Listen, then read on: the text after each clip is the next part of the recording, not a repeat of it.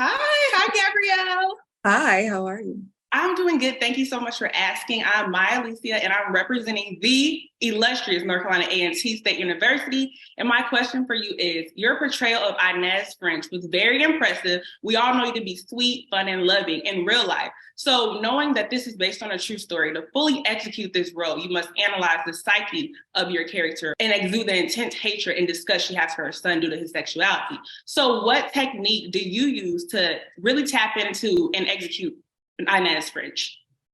It's figuring out what the common ground is and asking, what does she want in any given moment?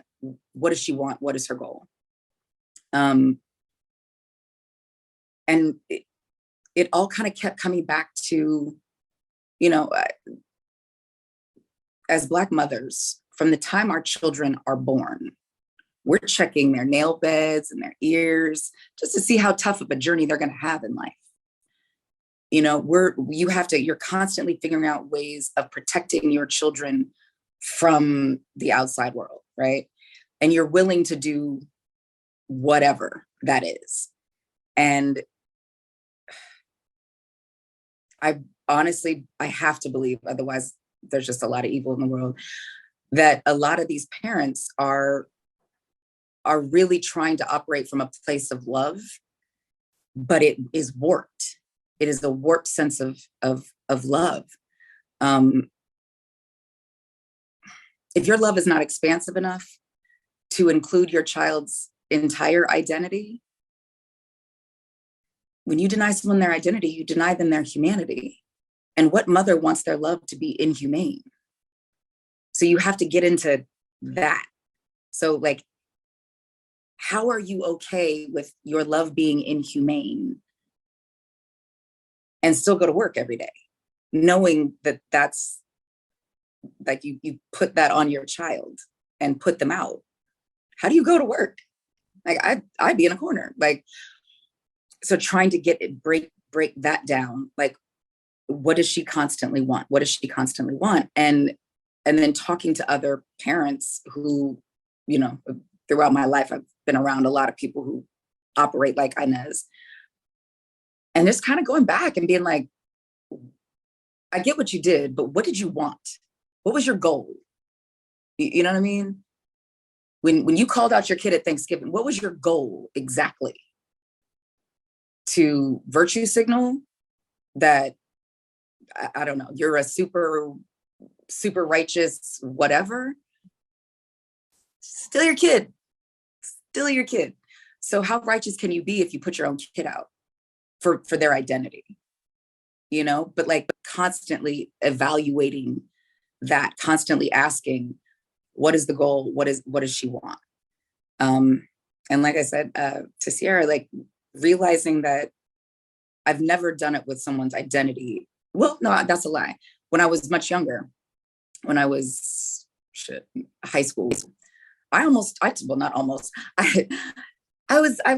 enjoyed my life, kids, and I started early, but I had a 40 ounce of Mickey Big Mouth.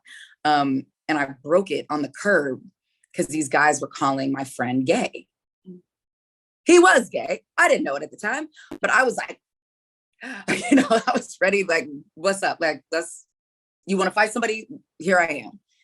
But he's not gay. Like, I'm gonna take on a whole party, you know, like, because I was offended that, you know, that they were picking on my friend. And like 2 years later, I was the last person my boy came out to. And he literally used the words like, I did not feel safe. You did not inspire comfort or confidence. And I have, you know, that's again, something I will have to live with for the rest of my life, knowing that I wasn't a safe space for somebody. So from 19 to now, I never want to operate that way. But for people who are okay, they're absolutely okay with denying people's very humanity. It's a mind trip.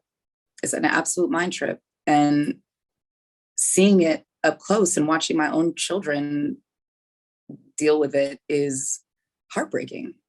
It's absolutely heartbreaking. And to think that it comes from a place of love, like inside, these parents really do feel like this is the best way to love my kid. Yeah. So I'm still in therapy, all that to say, a year after rap, I'm still working through a lot of this. Yeah, because it unfortunately is too close. And a lot of us make these we gamble every day, thinking it's going to lead to what exactly? You know what I mean? Yes. So yeah, it's a weird dynamic because it's ongoing and it is so all consuming, but no change of course. Yeah, that's where we deviate, where I'm like, oh, okay, you told me I only need to hear it once.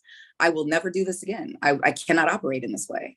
That's how I know change is possible. Like, I used to be, everyone had, like, anyone could get it. Like, I was not the all loving person I am today. But the second I understood the harm caused, it's over. Like, why? What am I continuing on for? For what?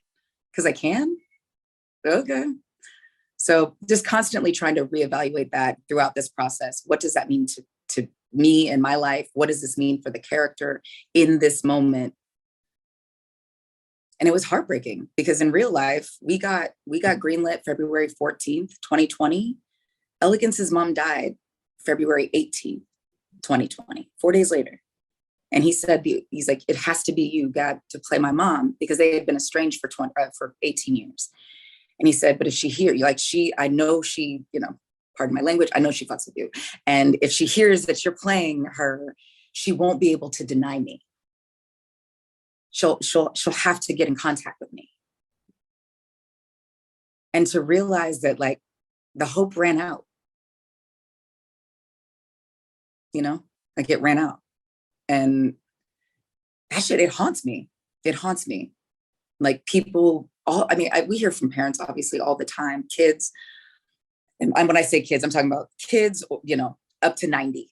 There's 90-year-olds still wishing their mother would have loved them and accepted them. And it's over because their parents are no longer with us. There's that hope of a reconnection, of being fully yourself. It's not endless. That time is not endless.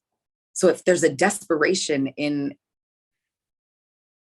this for me, trying to get people back, just putting families back together, it doesn't have to be this way, but to help, I'm running out of weapons, right? Because obviously reading people for filth, it doesn't work as well as I thought. So if I can use my art or this performance to show people a mirror, that no matter your intention, no matter what is going on in your mind, this is what you actually look like.